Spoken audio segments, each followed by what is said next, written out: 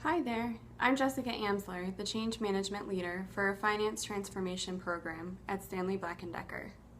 We are in the midst of a multi-year global implementation seeking to improve the business analysis and reporting capabilities across Stanley Black & Decker through the implementation of more robust technology and the rollout of integrated financial planning and reporting processes. We are rolling out our solution progressively across business units, and we've had many learnings thus far in the process. What I'd like to talk about at Change Management 2017 is the topic of adoption. The title of my session is Driving Adoption, Go Live is Just the Beginning. Adoption is a slippery snake. In our initial deployment, we laid out a very targeted plan to drive adoption.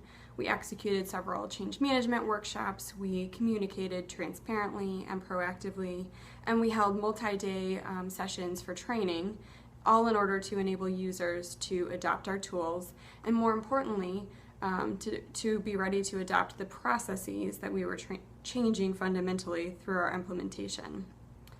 On the surface, we had checked all the boxes. What we didn't realize at the time, though, is that adoption, or maybe I should say proficiency in what we've rolled out, may begin before deployment, but the heavy lifting around driving stakeholders to utilize the toolset as intended and really adopt the process changes that were fundamental to our program must be orchestrated and remain visible in the days and weeks following go live. In my presentation, I'd like to talk about our initial planning and expected outcomes around deployment, the actual outcomes that we recognized shortly after deployment, and what we've done about it. So we recognized shortly after deployment that adoption was in effect backsliding. So what we did was we approached the business unit and agreed to partner to collaboratively drive business outcomes.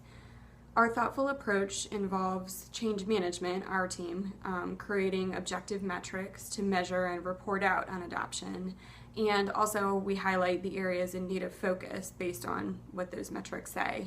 And then the business creates and owns action plans aimed to move their users to the more optimized state of adoption. I'm passionate about sharing this because it's kind of been what we've been living over the past year and a half, and I think sharing our evidence-based approach and talking about our experience and what has worked for us in really driving that post-deployment focus on adoption could really help other change practitioners in this space. Thanks for listening.